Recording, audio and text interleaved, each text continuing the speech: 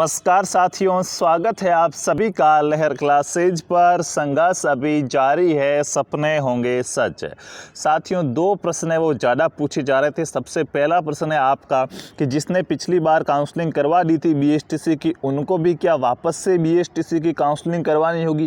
क्या 3000 रुपये की फ़ीस जो भरी थी वो वापस से भर के फिर से कॉलेज चूज करनी होगी? यदि 3000 रुपये फ़ीस वापस नहीं भरनी है तो क्या कॉलेज है वो पुनः भर सकते हैं? तो एक तो आपका मैं पहला प्रश्न इसका यहाँ पे जवाब देने वाला हूँ। दूसरा प्रश्न है कि कट ऑफ में क्या अंतर रह सकता है, कट ऑफ क्या रहने वाली है इसकी, फर्स्ट काउंसलिंग के लिए कितने नंबर है तो हमारा यहाँ पे सिलेक्शन हो जाएगा, और कब तक कॉलेज एनरोलमेंट हो जाएगा। इन तीन प्रश्नों के मैं आपको जवाब देने वाला हूँ, तो मेरे साथ बने रहिए। हम एक एक करके प्रश्न उठाएंगे, उनको अच्छे से समझेंगे, फिर अगले प्रश्न की ओर बढ़ेंगे। तो देखिएगा भाइयों, क्या कहा गया था कि काउंसलिंग दोबारा होगी या नहीं होगी। तो देखिएगा, बड़ा अच्छा प्रश्न है आपका, इसमें मुझे जवाब देने में कोई आपत्ति नहीं है।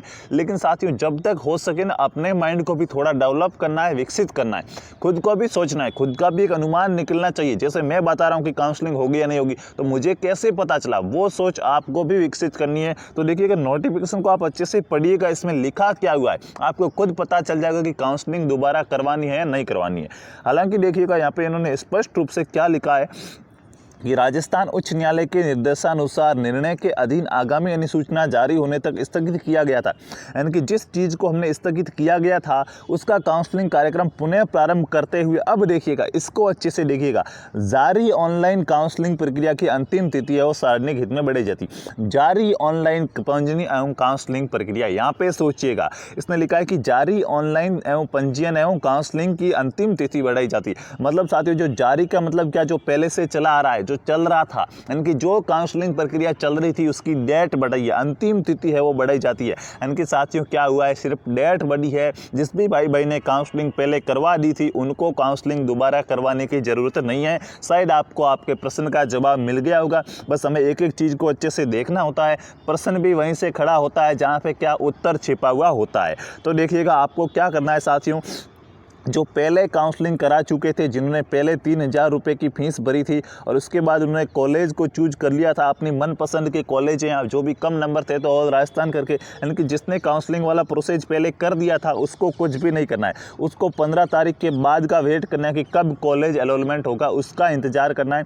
आपको कुछ भी नहीं करना है। जिसने कॉलेज एनरोलमेंट के समय जब डेट निकली थी उस समय जिसने काउंसलिंग नहीं कराई थी उनको 15/12/2020 यानी कि 15 दिसंबर 2020 तक काउंसलिंग करवाने का क्या टाइम दिया गया है। इनके कुल मिला के मैं आपके कहूँ तो क्या काउंसलिंग की क्या हुई है, डेट बढ़ी है। साथियों, काउंसलिंग की क्या हुई है, डेट बढ़ी है। जिन्होंने पहले काउंसलिंग करवा दी थी उनको काउंसलिंग दोबारा करवाने की जरूरत नहीं है।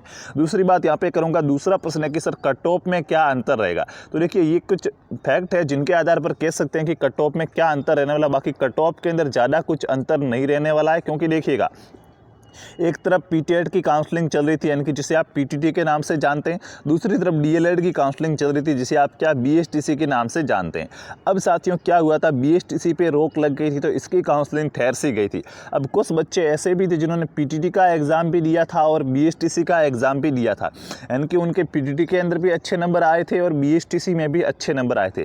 अब उनको करनी तो क्या थी, बीएसटीसी थी। उनका मन तो बीएसटीसी में था, लेकिन बीएसटीसी पर जैसे रोक वोक लगी तो उनका थोड़ा सा भरोसा उठ गया। क्यों, देखिएगा, कुछ अफवाहें भी है जिनसे भी उनका भरोसा उठ गया कि लेवल सेकंड है, लेवल सेकंड जो बीएड वाले हैं इनको लेवल फर्स्ट के अंदर शामिल कर दिया गया। तो ये शामिल नहीं किया गया। ये क्या मामला है, मैं अगले वीडियो में आपसे इसके बारे में बात करूंगा कि बीएसटीसी और पीटीटी में से सबसे बेस्ट कौन सी और आपको फायदा किस में रहने वाला है, वो मैं नेक्स्ट वीडियो में बताऊंगा। यहाँ पे कट ऑफ के बारे में बता रहा हूँ। तो साथियों, पहले इस अफवाह के कारण कुछ बच्चे क्या बीएसटीसी नहीं कर रहे हैं, ठीक है, कि अब बीएसटीसी का कोई फायदा नहीं रहा, हम नहीं करेंगे। तो बड़ा आपको जो नहीं कर रहे हैं उनको नुकसान है, जो कर रहे हैं उनको क्या फायदा है कि थोड़ा आपको क्या सीटें आपकी खाली हो ही रही है। दूसरी बात यहाँ पे देखिएगा, किसको बीएसटीसी करनी तो थी लेकिन उसने पीटीटी में काउंसलिंग करवाई थी भाई, क्योंकि चूकना नहीं था। दोनों तरफ से चूक जाए तो क्या होगा, बीएसटीसी का भरोसा नहीं था, काउंसलिंग पे रोक लगी हुई थी, तो उसने कहीं ना कहीं पीटीटी में काउंसलिंग करा दी थी और उसको कॉलेज भी अलॉट हो गया है।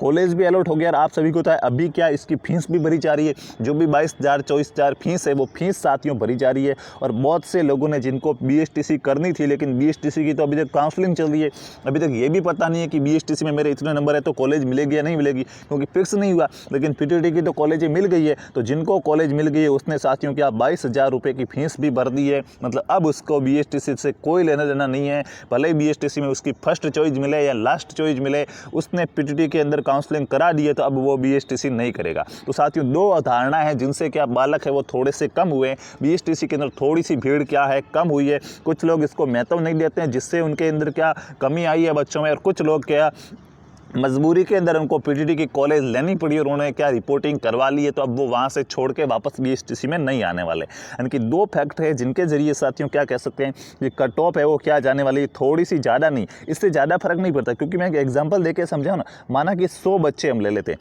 तो 100 बच्चों में से ऐसे सिर्फ 4 बच्चे होंगे जिन्होंने क्या बीएसटीसी का एग्ज़ाम, बीएसटीसी में भी उनका सिलेक्शन हो रहा है और पीटीटी के अंदर भी हो रहा है। तो इन 4 बच्चों में से क्या ऐसे बच्चे होंगे, 3 बच्चे होंगे जिनको पीटीटी की कॉलेज मिल गई है, ठीक है, और 3 में से सिर्फ 1 या 2 बच्चा ऐसा होगा जिसने पीटीटी की रिपोर्टिंग करा ली है, वो बीएसटीसी का इंतजार नहीं करा है। यानी कि ये संख्या बहुत ही कम है, तो इससे आपको ज़्यादा मेरिट पे डिफरेंट नहीं पड़ने वाला है। 1 नंबर मुश्किल से खिसक जाए तो खिसक जाए, इससे ज़्यादा नहीं खिसकने वाला है। यानी कि मैंने आपको जो पहले एक्सपेक्ट कट ऑफ बताई थी वही रहने वाली है। और काउंसलिंग सब करा देना, देखिए काउंसलिंग सभी करा देना। कितने नंबर वाले 350 से ऊपर नंबर आ रहे हैं, जो SC ST वगैरह है, तो इनको तो अवश्य 100% करवानी ही करवानी है।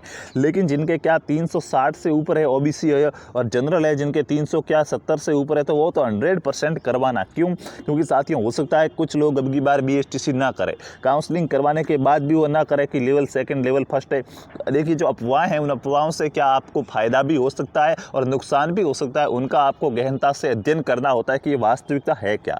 तो आपको साथियों OBC के अंदर क्या, ओबीसी में अगर आपके 370 प्लस नंबर है तो काउंसलिंग करा दो। अब आप कहोगे 370 है, कॉलेज मिल जाएगी क्या? कॉलेज मिले या ना मिले वो बाद की बात है, लेकिन हम कोशिश ही न करें ये क्या गलत बात है। तो आप 370 करके क्या कॉलेज की तो जैसे मेरिट मैं बता दूं 380 तो कह दूं 100% क्या 83 84 से तो ऊपर ही रहेगी, बट मैं बता रहा हूँ, बट आपको काउंसलिंग करा देनी है। क्योंकि इसमें नुकसान क्या है आपका ये बताओ। नुकसान क्या है साथियों, 3,000 रुपये फीस लगेगी, ठीक है, आपने काउंसलिंग करवा दी। अब आपका सिलेक्शन होता है तो आपको कॉलेज मिल जाएगी। अगर सिलेक्शन होगा तो आपको क्या मिलेगी? कॉलेज मिलेगी। अगर सिलेक्शन नहीं होगा तो आपकी 3,000 रुपये की क्या फीस वापस आ जाएगी। अब नुकसान क्या हुआ? ई मित्र पे जिसने काउंसलिंग करने के 200 रुपये लिए वही तो नुकसान है ना।